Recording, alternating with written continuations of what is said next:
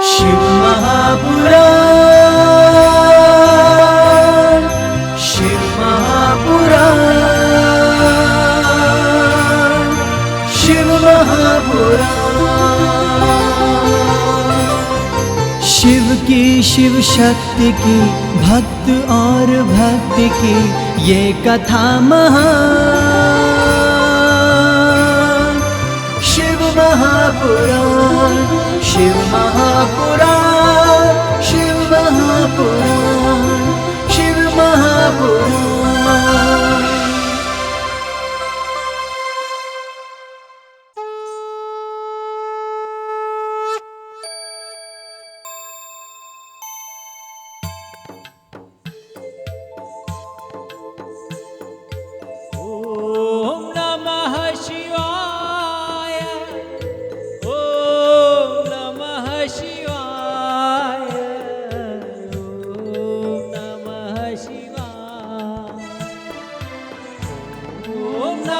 शिवाय, ओम नमः शिवाय, ओम नमः शिवाय, ओम नमः शिवाय, ओम नमः शिवाय, ओम। सभी प्यारे भक्तों मेरे साथ गुनगुनाइए।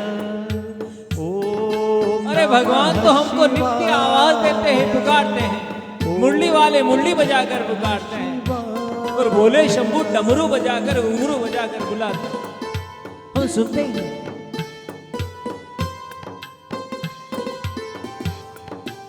अरे भगवान तो हमारे आसपास ही रहते हैं। वो कहते हैं कि तू मेरा पुत्र है, वे तेरे आसपास ही तो रहता है और यहां तक कि तेरे भीतर रहता है। बस स्मरण करो, आ जाऊंगा। और ऐसे ही जैसे ही ये भक्ति की धारा छूटे तो स्मरण करना प्रारंभ कर दीजिए प्यारे भक्तों, बस कुछ क्षण के लिए। इस श्रावण मास में 30 दिवसीय श्री शिव महापुराण की कथा बहुत सुंदर चल रही है। आपका सभी का आशीर्वाद अंतर मन में बहुत प्रसन्नता है। हरी भरी वादियां हो गई, मेवाड़ की धरा की, राजस्थान की धरा की रिमझिम फुहारें आ रही। भगवान ने हमारी सारे श्रोताओं की, सारे भक्तों की प्रार्थनाएं सुन ली है, इसीलिए प्रसन्न होकर परमात्मा का ध्यान। ओम नमः शिवाय, ओम नमः शिवाय, ओम नमः शिवाय, ओम नमः शिवाय, ओम नमः शिवाय, ओम नमः शिवाय, ओम नमः शिवाय। श्री गुरु चरण सरोज रज, निज मन मुकुर सुधारी। बरनौ रघुबर विमल जसु, जोदक पंचारी।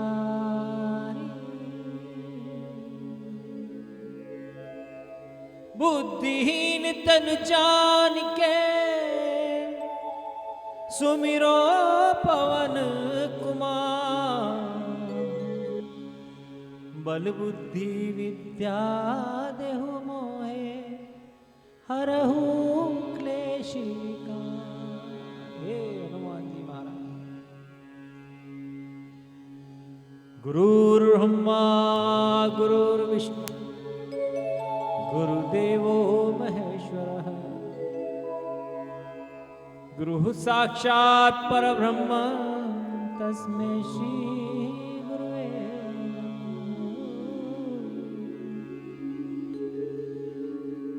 ओम वक्रतुंड महाकाय, सूर्यकोटि समप्रभा,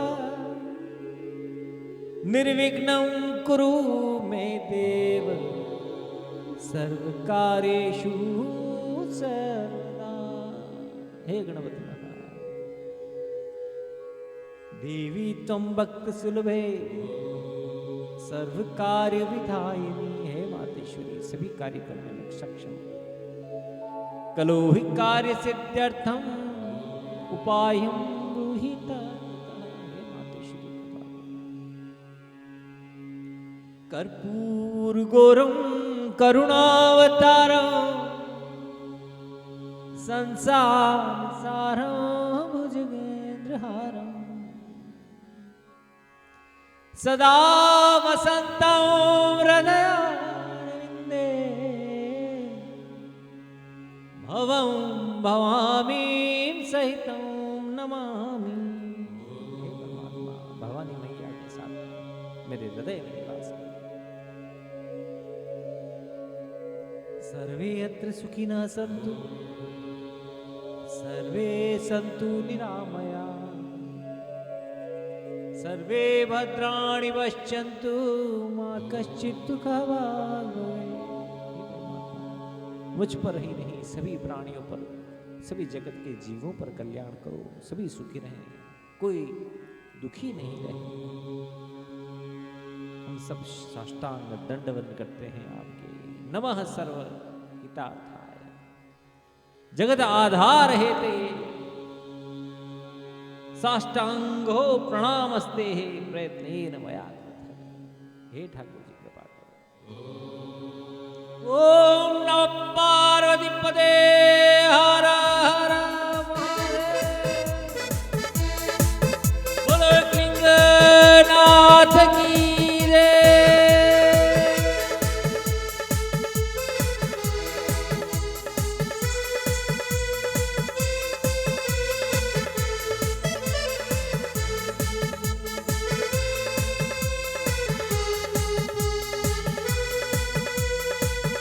हर महादेवा हर हर महादेवा हर हर महादेवा हर हर महादेवा।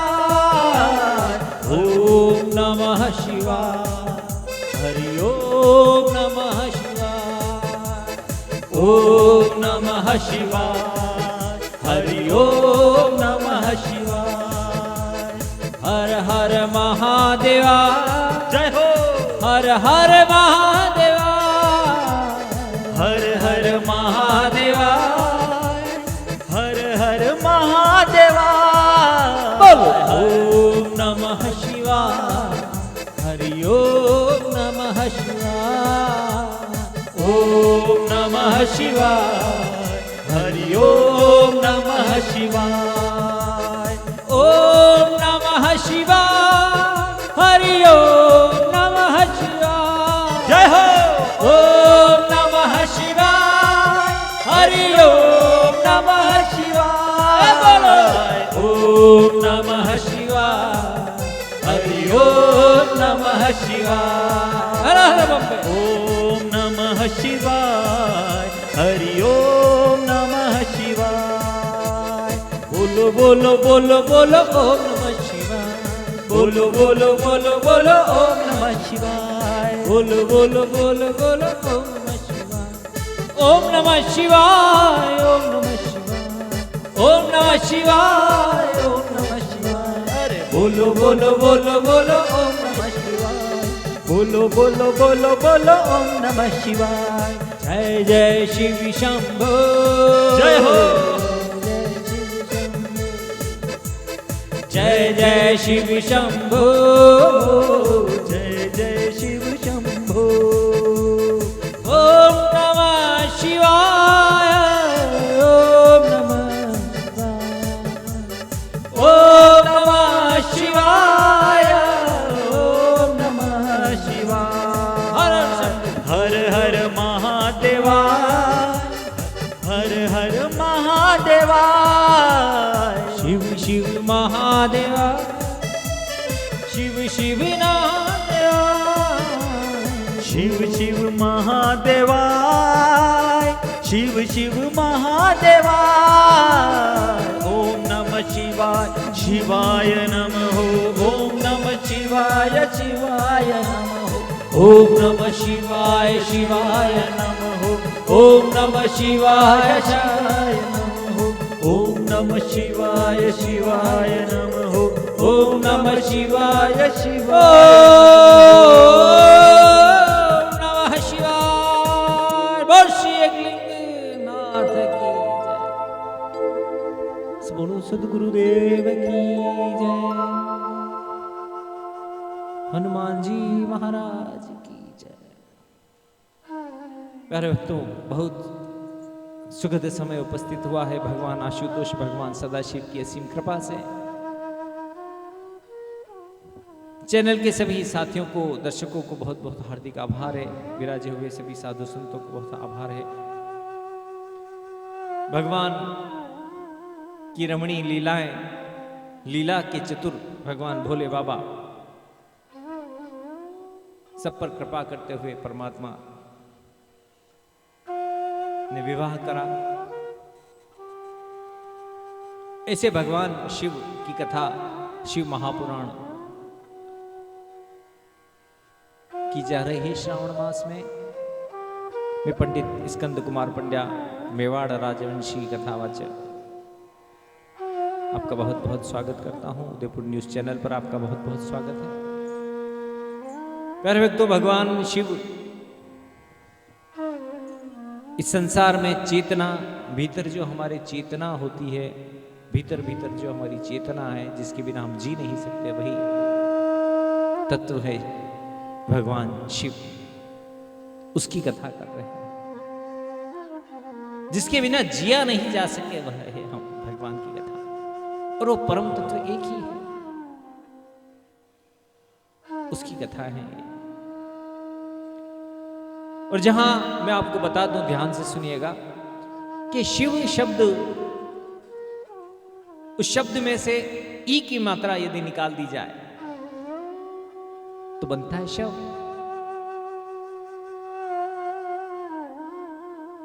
और जिस शरीर में जो था और वो निकल गया और पीछे वह शव बन जाए,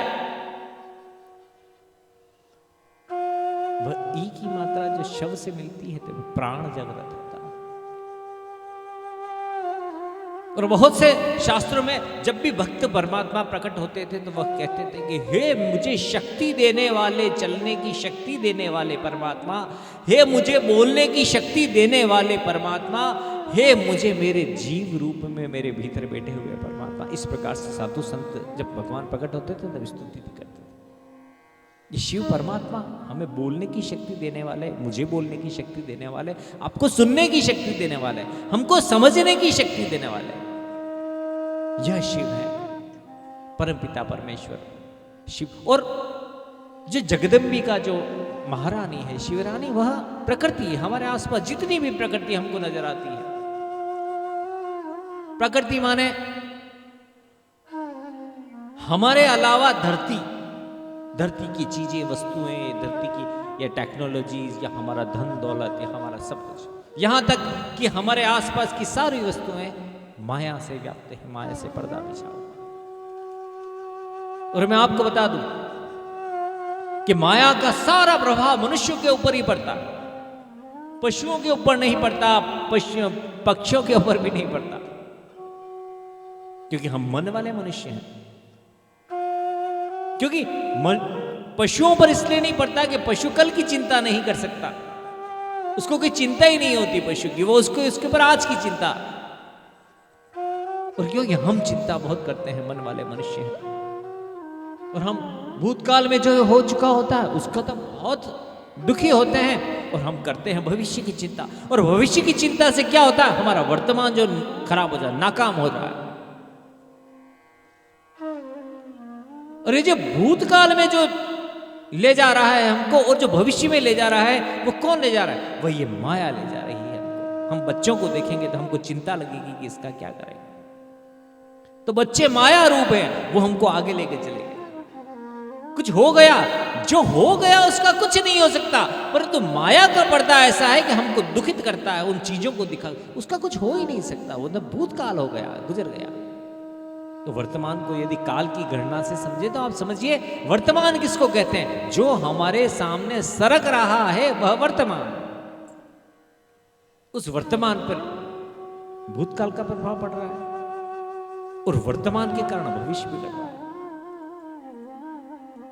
और यह वर्तमान में शांति से जीवन यापन करके न दोष देखते हुए संसार में माया से लिप्त नहीं होते हुए थी शास्त्रों की रचना की गई कि मनुष्य अपने मूल तत्व को समझे, वो समझे कि मैं कहां से आया हूं। जैसे मैंने अभी बताया कि शिव क्या है, अगर वो निकल जाए तो हम शव बन जाते हैं। वो तत्व हमें बहुत अच्छा लगता है। भक्ति मार्ग क्यों अच्छा लगता है भीतर से? क्योंकि हम भगवान के अंश हैं, हमको वो चीजें बहुत अच्छी लगती है सत्संग की। और अंततः गत्वा वृद्धावस्था में तक तो पता चल ही जाता है कि जीवन व्यर्थ है।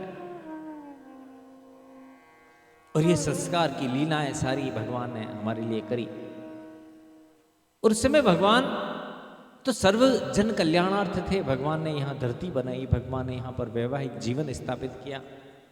भगवान उस समय माता रानी से विवाह करने के लिए, क्योंकि भूलोक में आए थे, उन्होंने रुद्र अवतार ग्रहण किया। वो सोचते थे कि ब्रह्मा जी तो सृष्टि करता है, वह अगर स्त्री रूप साथ रखते हैं तो चलता है, क्योंकि उनको तो आगे जाकर सृष्टि की रचना करनी है। क्योंकि भगवान सोचते थे, भगवान सदाशिव, कि मैंने अर्धनारीश्वर का स्वरूप बनाया, क्योंकि इससे स्त्री जाति की सृष्टि उत्पन्न ही नहीं हो रही थी। तो उन्होंने अर्धनारीश्वर बताया, उस समय उनको रूप बताया भगवान ने अर्धनारीश्वर, और फिर ब्रह्मा जी के 2 टुकड़े हुए जिससे स्त्री पुरुष की रचना हुई। तो सृष्टिकार ब्रह्मा जी का स्वरूप में विवाह आवश्यक था, भगवान विष्णु के रूप में भी आवश्यक था, क्योंकि उनको तो कई अवतार लेने थे भगवान को। भगवान युगों युगों में हर क्षण भगवान के अवतार लेने की संभावना है। भगवान विष्णु के रूप में भगवान अवतार लेते हैं। यही त्रिरूप मूर्ति सदाशिव जो शास्त्रों में भी वर्णन किया। इसलिए वहां पर भी भगवान लक्ष्मी जी के साथ शोभायमान है, क्योंकि लक्ष्मी जी के साथ शोभायमान होकर आगे आगे अवतार ग्रहण करने वाला है। और यहाँ जो धरती का जो विकास हो रहा है, धरती में जहां जहां भी जिस जिस चीज की आवश्यकता है, अगर वहां पे मर्यादा की आवश्यकता होगी तो श्री राम मर्यादा पुरुषोत्तम आवश्यकता, आनंद की आवश्यकता होगी तो लेंगे। वहां भगवान कहते हैं कि मैं तो वैरागी हूं और मैं उसी स्वरूप में आया हूं जिस स्वरूप में लिंग में दर्शन दिए थे। जिन्होंने कथा सुनी होगी स्टार्टिंग से, तो बता देता हूं। और भगवान ने कोई रूप न बदला, भगवान ने वहीं दृष्टिगत होते हुए वो रूप बदल के कैलाश धाम पर विराजे। भगवान ने बहुत सती माता कांड के बाद उन्होंने मना कर दिया, फिर भी विवाह करा मातेश्वरी के कारण, प्रेम के कारण। उस आदि शक्ति को कि विरह को सहन नहीं कर सके, उनके मन में भावना थी। और उस समय उन्होंने कहा भी था जब देवता आए थे कि देखो कि मैं यदि विवाह कर लूंगा तो ये जो दुर्गा है, मैंने कामदेव को भस्म कर दिया, मुझे तो कम से कम इस स्वरूप में तो वैराग्य साबित करने दो। मैंने कामदेव को भस्म कर दिया, अब यदि दुर्गा मुझसे विवाह करेगी तो कामदेव को जीवित कर देगी। जीवयिष्यति दुर्गा सा पाणी ग्रहण स्मृत।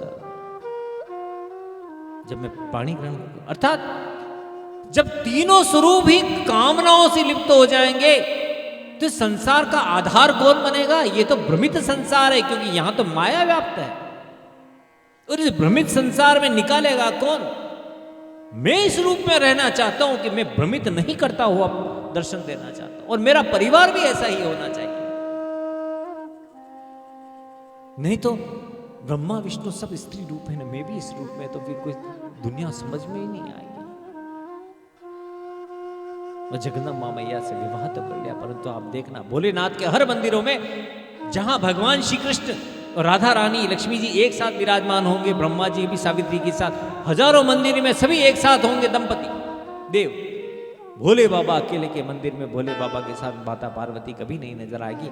माता पार्वती अलग बैठी होगी। भोले बाबा ने ऐसा गृहस्थ जीवन बताया कि मुझे वैराग्य बताना है, नहीं तो लोग माया में लिप्त हो जाएंगे। और भगवान कहते हैं क्योंकि मैं तो धर्म को धारण करने वाला हूं। बेल जो धर्म है जिसके 4 पैर हैं, मैं वैराग्य साबित करके बताता हूं, मेरा गृहस्थ जीवन धन्य करके बताता हूं।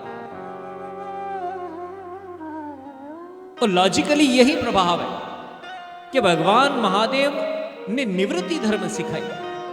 निवृत्ति माने, निवृत्ति मतलब कुछ त्याग की भावना है, जहां सारे ये संसार में प्रवृत्ति उत्पन्न हो चुकी है। मतलब प्रवृत्ति अर्थात हर चीज को पकड़ो पकड़ो, भोग करो, भोजन हो खा लो, स्त्रियों का सुख लो, धन संपत्ति का सुख लो, पद को पकड़ो पकड़ो पकड़ो पकड़ो। जहां पकड़ो प्रवृत्ति का गुण है, वहां भगवान ने यह अपना वह स्वरूप निर्धारित कर रखा कि यह पकड़ो पकड़ो नहीं, निवृत्त। ग्रस्त जीवन में कैसे निवृत्त रह सकते हैं, हम कैसे सुखी रह सकते हैं, जैसे कैसे बैलेंस्ड रह सकते हैं, तो धर्म बता रहे हैं। और इसीलिए आप देखिए, भगवान के दो पुत्र हुए, कल गणेश जी की कथा होगी। भगवान के दोनों ही पुत्र उनके स्वयं के नहीं थे। भगवान कार्तिकेय का, स्वामी का आपका कल बहुत अच्छा सुंदर प्रसंग सुना। उनका बहुत सुंदर ग्रस्त जीवन, उन्होंने अपने अंश से उत्पत्ति करी और वो महादेव पार्वती मैया, और आगे गणेश जी की कल कथा रात से, जब सर्व कल्याण की भावना भी है, अपना पारिवारिक संतुलन भी बिठा रखा है बोले बाबा। ऐसे देव कैलाशपति को नमन है बार बार, जिन्होंने सनातन धर्म संस्कृति को, उसी के आधार पर सनातन धर्म संस्कृति जीवित है। और वो हमें अपने से पर अपने जैसे लगते हैं, हमारे भीतर हम ऐसे ही हैं। ये तो माया का संसार हमको अलग ही दुनिया में ले जा रहा है। कैलाश के निवासी नम बार बार, नम बार बार हूँ, आयो शरण तिहारे भोले तार तार हूँ। कैलाश के निवासी नमः बार बार हूँ, नम बार बार हूँ, आयो शरण तिहारे भोले तार तार हूँ। ऐसे भोले बाबा जो सब पर बहुत ही प्रसन्न हो जाते, शीघ्र शीघ्र प्रसन्न होने वाले भोले बाबा, इनको कहते हैं भोला बाबा। भक्तों को शिव कभी तूने निराशी ना किया, जिन्हें जो चाह मांगा वरदान दे दिया। भक्तों को शिव तूने कभी निराश ना किया, जो चाहा जिसे उसको वो वरदान दे दिया। बड़ा है तेरा दायरा हो, बड़ा है तेरा दायरा, बड़ा दातार तू, बड़ा दातार तू, आयो शरण तिहारे भोले तार तार हूँ। ऐसे बोले कैलाश के उनका ग्रस्त जीवन ही ऐसा। पीछे गिरजाघर में माता जी बैठे हुए, ये तो डूड़ी लगा कर बैठे रहते, नंदी जी महाराज सामने, और संसार के लोग देवता आ रहे, सभी लोग आके उनसे सेवा ले रहे, सबके लिए सुलभ भगवान भोले भंडारी की जय। कैलाश के निवासी नमः बार बार हूँ, बार बार हूँ। बम बम बारे बखान क्या करूं तेरी राखों का ढेर का, बखान क्या करूं मैं राखों के ढेर का। चपटी भभूत में है खजाना कुबेर का, चपटी भभूत में है खजाना कुबेर। भभूत भी दे दे तो खजाना मिल जाए। बखान क्या करूं तेरी राखों के ढेर का, चपटी भभूत में है खजाना कुबेर का। हे गंगधार मुक्ति द्वार हो,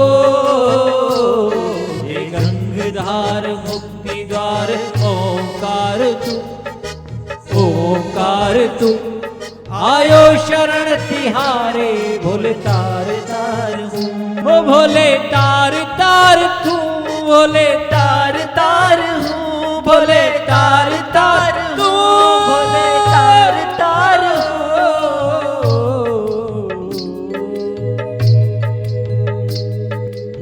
जय महादेव। ऐसे भोले बाबा जस पूरी प्रकृति में रसे बसे भोले तार तार। प्यारे भक्तों, श्री शिव महापुराणे द्वितीय रुद्र संहिता याम अंतर्गते चतुर्थ कुमार खंड अंतर्गते यह अध्याय चल रहा है। बहुत सुंदर कथा है। भगवान पार्वती मैया अपने पुत्र कार्तिकेय स्वामी स्कंद कुमार जी दूसरा नाम था उनका, उनको पाकर इतनी खुश हुई कि भोले बाबा आज गृहस्थ जीवन में प्रवेश करके उनको बालक के रूप में खेल रहे थे। स्वयं अंकारोप्यम तथा महेश कुमारेकं तं प्रभया समुतं बभो भवानी पतिरेव साक्षात श्रियान्वत। साक्षात पार्वती मैया अपने पुत्र को गोदी में देती लेती आश्रित होकर उज्जवल कांति के साथ, और भोले बाबा को पिता मानकर वह गोदी के अंदर ऐसा वर्णन किया कि कुमारः क्रीडयामासः शिवो संगे मुदान्वितः वासुकी शिवकंठस्य पाणिभ्याम सबद। बालक होते हुए भी भगवान किसी बालपन से जैसे पिता की गोदी में बैठे हुए हैं और उनकी वासुकी नाक से खेलते थे। मुदित होकर भोले बाबा हमारे पिता बन गए।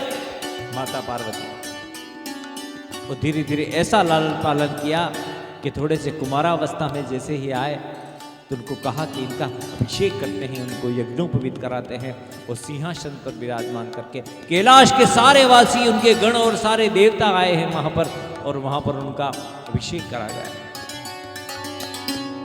पुत्र गृहस्थ जीवन है, जन कल्याण के लिए परमात्मा ने माया भी है, वैराग्य भी है उनके जीवन में। माया अर्थात धन दौलत भी है, मातेश्वरी के वहां खजाने के खजाने पड़े हुए हैं। भोले बात वैराग्य का रूप, यही जीवन है। और वहां पे सारे देवता है ना, तो ब्रह्मा जी भी आए, ब्रह्मा जी ने उनको कमंडलू दिया है, यज्ञोपवीत दी है, वेद माता ने उन्होंने बहुत बहुत सुंदर सुंदर चीजें दी है।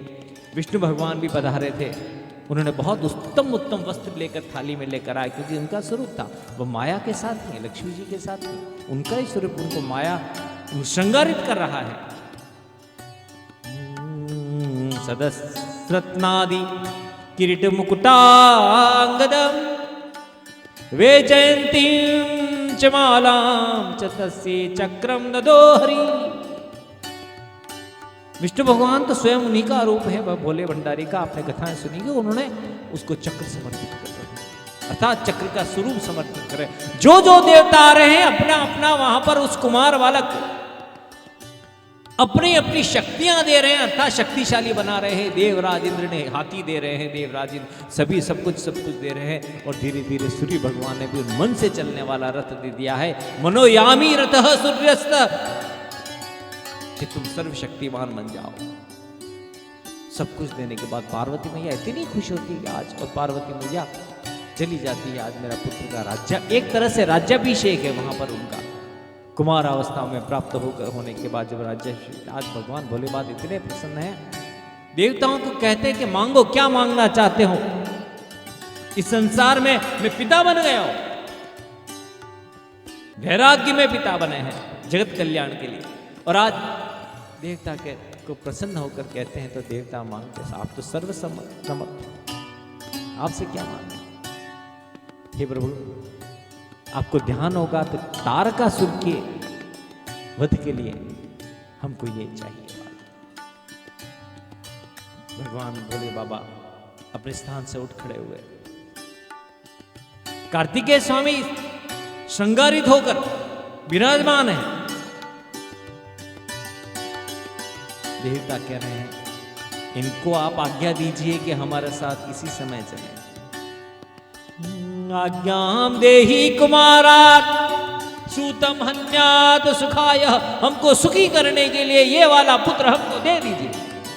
और उसी समय भोले बाबा अपने स्थान से उठ खड़े हुए। महादेव जी अपने पुत्र की सामर्थ्य को भली भांति जानते थे कि ये अजय है, परंतु आज खुशीवत खड़े हो गए। अपने भोले बाबा अपने पुत्र को निहारते हैं, इतने सुंदर पुत्र को सिर पर हाथ फेरते हैं भोले बाबा, दृष्टि से दृष्टि मिलाते हैं उस भोले बाबा को, और मन में कहते हैं कि देख पुत्र, मैं आगे विष समुद्र से निकलने वाला हूं, मैं विष पीऊंगा, जन कल्याण के पीऊंगा। तू मेरा पुत्र है, ये जन कल्याण के लिए तुझे मांगने आए हैं। शक्ति दे रहे हैं, नेत्रों नेत्र मिलाकर मन ही मन कह रहे हैं पुत्र सच में मैं तेरा बाबा हूं।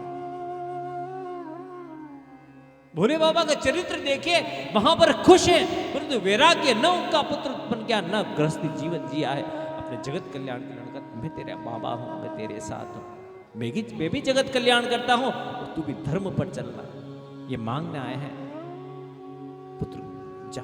मन ही मन जो संकेत मिला है, यहाँ कार्तिकेय स्वामी को संकेत मिला है। कार्तिकेय स्वामी खड़े हो गए हैं, उसमें जो जो भी अस्त्र वहां पर उन्होंने उपहार स्वरूप दिए थे, उन्होंने योद्धा के रूप में ले लिए। प्यारे भक्तों,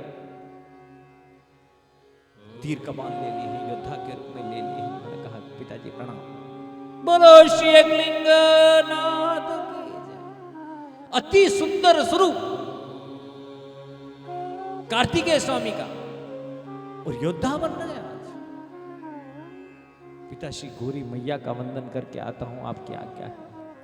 हाँ, मुझे तुम जा सकते हो। बोले बाबा वैरागी है, निवृत्ति धर्म के आचार्य, चाहे पुत्र क्यों न हो, संसार में पुत्र को भी आज्ञा दे रहे हैं, जाओ। देवम तारकामंतु कृपया परिभावित, बड़ा भावुक हृदय होकर, तथेपि मत्वां च विभुर्दत्ता तनया तथा, मेरा पुत्र भी देने के लिए तैयार, मैं संसार के कल्याण के लिए। और निर्मोही होकर वहां से उन्होंने कहा, पुत्र तेरी माता से मिलके आना हो तो भी आ जाना, मैं चला देवता हूं, उसको ले जाओ। भीतर चले गए, ऊपर समाधि में लीन हो गए। इधर रथ पर सजे हैं मनोयान अंतः, रथ पर सजकर देवताओं को साथ लेकर, देवताओं को रथ पर सवार होकर रोकते, मैं मेरी माता से मिलकर आता हूं। तीर कमान लगे हुए हैं उनके पास, और माता के सम्मुख पहुंच गए। पार्वती मैया ने सुख लिया ही नहीं था पुत्र का। उनको कार्तिकेय स्वामी सामने से आ रहे हैं, उनको ऐसी आभा नजर आती है उनके कार्तिक के मुख पर, जिसे भगवान भोलेनाथ हो, उनका पुरुषार्थ नजर आता है कि अंश है उनके। ऐसा पुरुषार्थ नजर आता है तो धन्य हो जाती माता, तुम बहुत सुंदर दिख रहे हो पुत्र। कामदेव को भी मात देने वाले सुंदर पुत्र, तुमको पाकर मैं धन्य होगी। माता मुझे आशीर्वाद दो, मैं जाना चाहता हूं। माता एक टक अपने पुत्र को देखती, देखिए आप, माता मन ही मन सोचते चाहती कि मन ही मन कह रही है, तुम्हारे बाबा तो मुझसे विवाह नहीं करना चाहते थे। वैराग्य का पालन करते हुए भी उन्होंने मेरे साथ जो गृहस्थी निभाई है, उनकी बड़ी करुणा है मुझ पर। भोले बाबा के अंतरंग मन से धन्यवाद दे रही थी पार्वती। वो कह रही थी कि भोले बाबा आप तो गृहस्थी निभाने के लिए तैयार ही नहीं थे, आपने मुझसे विवाह भी किया, मुझे पत्नी बताया, मुझे धर्मपत्नी कहलाने का अधिकार दिया, फिर पुत्रवती कहलाने का अधिकार दे दिया है। क्योंकि अश्रु प्रकट नहीं कर पा रही थी, उनकी आंखों में से आंसुओं को दबा उन्होंने रोक दिया था। क्यों? क्योंकि भगवान पुरुष हैं, तो मैं प्रकृति हूं, मैं नारी शक्ति बनूंगी, मैं नारी त्याग का प्रमाण बनकर आऊंगी। क्योंकि सती के समय भी मैं शिव की पुजारी बनकर बताई थी मैंने, तो नारी त्याग का पालन तो मुझे करना है। उन्होंने तिलक लगाया और उसी समय देवताओं को समर्पित कर दिया अपना पुत्र।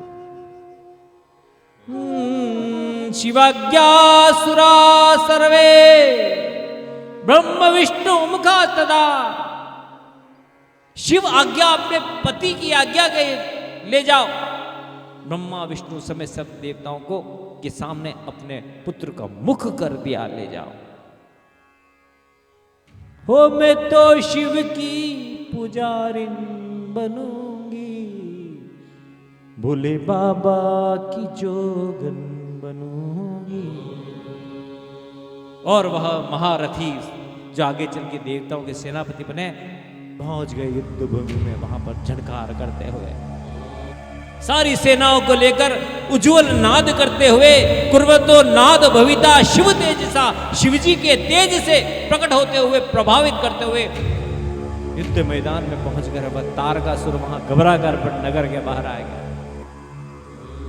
ऐसा नगर कर बाहर आकर जाए देखता है कि युद्ध होने लगता है, महासंग्राम होने लगता है। उस समय ब्रह्मा जी विष्णु के रूप में भी युद्ध होते हैं। देवता कहते हैं कि ये हमसे नहीं मरेगा। हे कुमार, तुम्हारा जन्म इसको मारने के लिए हुआ है, क्योंकि ब्रह्मा जी ने वरदान दिया था, जो वरदान देता है वो कभी समाप्त नहीं कर सकता, तुम इसे मार डालो। तब की इस बात को सुनकर अपने रथ से कूद पड़े। विमानानावतीर्या पदातानि भवतः, रथ से कूद पड़े, इतना शौर्य प्रकट करते हुए रथ से गिर पड़े और धीरे धीरे पास में जाके उसका सिर धड़ चला और धाम गिर गया, धराशायी हो गया। जय जयकार करने लगे और जय जयकार ऐसे करने लगे हैं प्यारे भक्तों, पुष्प की वर्षा होने लगी थी उस समय। और वहां पर जब शिवजी समाधि में चले गए थे तो बहुत समय तक कार्तिक नहीं आए, तो अपनी पत्नी के पास लौट आए थे कि कैसी होगी, उसका पुत्र चला गया है। शिवजी हमेशा प्रतीक्षा करते थे माता पार्वती की, तो कहते थे कि हे प्रिय, कोई दुख तो नहीं है, तुमको पुत्र की याद आती होगी, आता होगा। और कैसा गृहस्थ जीवन बताया उन्होंने, पुत्र को जन कल्याण में भेजा है। समाधि से लौटकर माता पार्वती को कहते थे कि मैं हूं ना तुम्हारे साथ, चाहे खुद को कष्ट हो जाए। पतिव्रता नारी को कभी कष्ट नहीं देते हैं पति। अपना जीवन यदि ग्रस्त जीवन दिखाया है तो भोले बाबा ने बताया, वो हमारे भीतर है ये जीवन।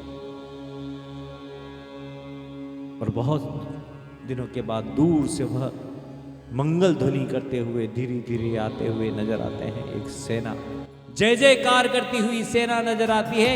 अथ दृष्टा कुमारम प्राणवल्लभम, तो दंपति शिवो देवो मुमुदाद अति नारद।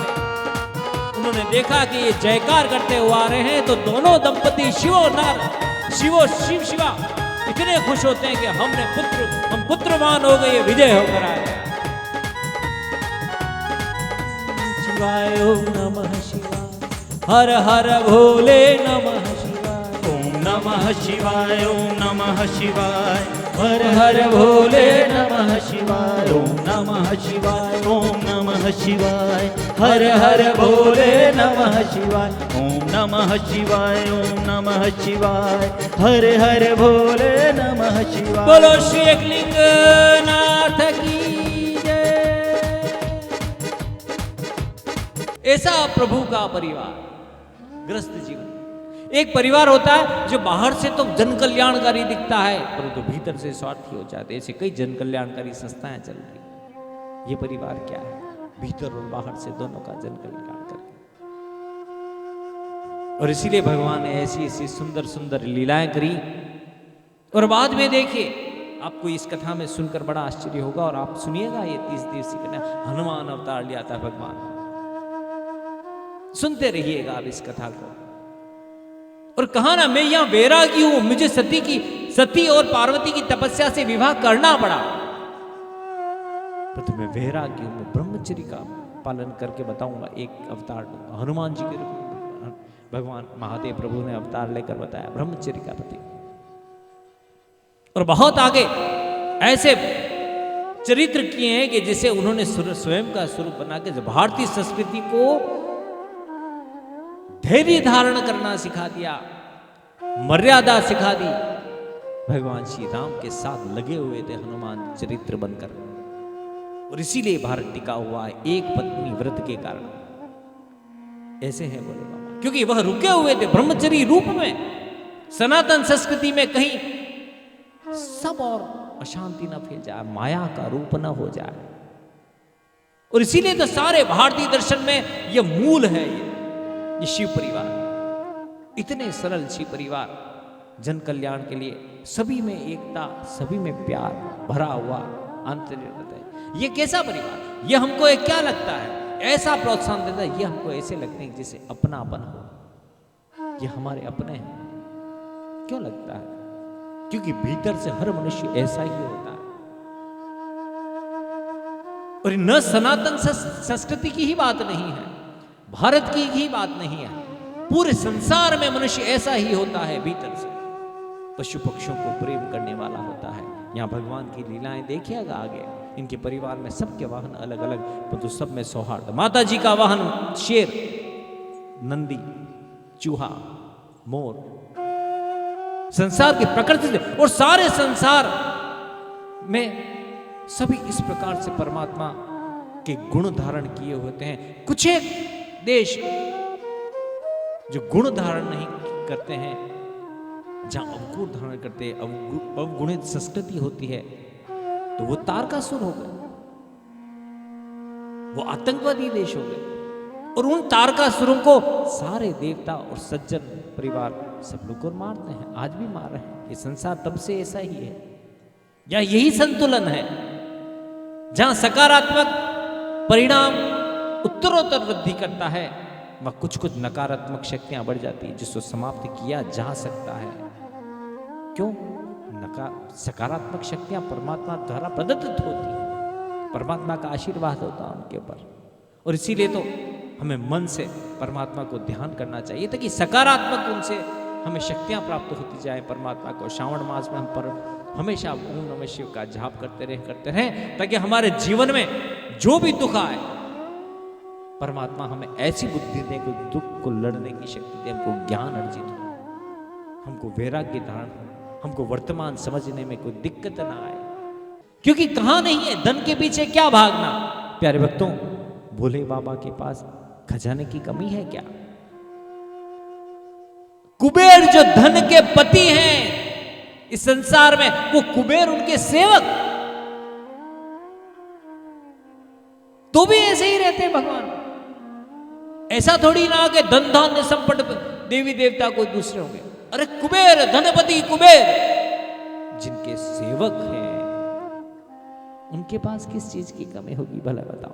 परंतु यहां परमार्थ का जो सुख होता है, प्यारे भक्तों, आप कभी भी ऐसी समाज सेवी संस्थाओं से जुड़ना, आप जब परमार्थ करोगे तब आपको बहुत आनंद आएगा। झील सेवा करोगे, पशुओं की सेवा, परमार्थ तब बहुत आनंद आता है। परहित जितना आनंद देता है, जितना स्वहित आनंद नहीं देता, ये परमात्मा के गुणों से लबरेज है। और प्यारे भक्तों, मनुष्य का लालच तो कभी खत्म हो ही नहीं सकता। कुबेर धन संपत्ति वाले हैं ना, उनका खजाना मिल जाए तो भी नहीं हो सकता। एक बार नारद जी कहीं जा रहे थे, एक भिखारी नजर आ गया उनको। उस भिखारी की दयनीय दशा देखकर नारद जी ने कहा कि मैं एक चिट्ठी लिख देता हूं, कुबेर के पास चले जाओ, वो तुम्हें ये जो कटोरा है तुम्हारा वो भर देते हैं। नारद जी के कहने पर चिट्ठी लेकर भिखारी चला गया। भीतर ऊपर जाकर देखा, कुबेर जी ने कहा कि इसका कटोरा भर दो। हीरे जवाहरात भरने लगे। नारद जी अपने मन मस्त हो गए। नारद जी बहुत दिनों तक सोचने लगे। वहां पर भिखारी के पास गए, भिखारी को कहा कि भाई नजर ही नहीं आ रहा, क्या बात है। कुबेर जी के पास गए, कुबेर जी को पूछा, कुबेर जी के वहां अभी तक खड़ा था भिखारी। कुबेर जी ने कहा ये तो इसका जो कटोरा है वो तो खप्पर भर ही नहीं रहा है। नारद जी बड़े चिंतित हो गए, ऐसी क्या बात है, ये कटोरा भरता ही नहीं है। ध्यान से देखा, इसकी परीक्षा की जानी चाहिए, कटोरा किसका बना हुआ है। इस कटोरे को ध्यान से देखा तो वो मनुष्य की खोपड़ी का बना हुआ था। अर्थात मनुष्य की बुद्धि में लालच, भोग इतना बसा हुआ है कि भगवान शंकर ही मिटा सकते हैं उसको, भोग को। क्योंकि जो सब कुछ होते हुए भी कुछ भी नहीं है वही तो। इसीलिए हमेशा परमात्मा का ध्यान लगाना चाहिए, तभी परमात्मा करेगा। भोला नाथ से निराला कोई और नहीं, भोला नाथ से निराला कोई और नहीं, हो कोई और नहीं, कोई और नहीं, कोई और नहीं, कोई और नहीं। भोलानाथ से निराला कोई और नहीं, भोलानाथ से निराला कोई और नहीं। शिव का डमरू जब जब बाजे, अगम निगम के भेद खोले। शिव का डमरू जब जब बाजे, अगम निगम के भेद खोले। ऐसा डमरू बजाने वाला कोर नहीं, ऐसा डमरू बजाने वाला और नहीं। भोलानाथ से निराला कोई और नहीं, भोलानाथ से निराला कोई और नहीं, हो कोई और नहीं। नहीं कोई और नहीं जय हो। कोई और नहीं कोई और नहीं भोलेनाथ से निराला कोई और नहीं, वो डमरू वाले से निराला मात्राहीनं च यद्भवेत् नहीं। तत्सत् भोलेनाथ देव प्रसीद से परमेश्वर हे निराला कोई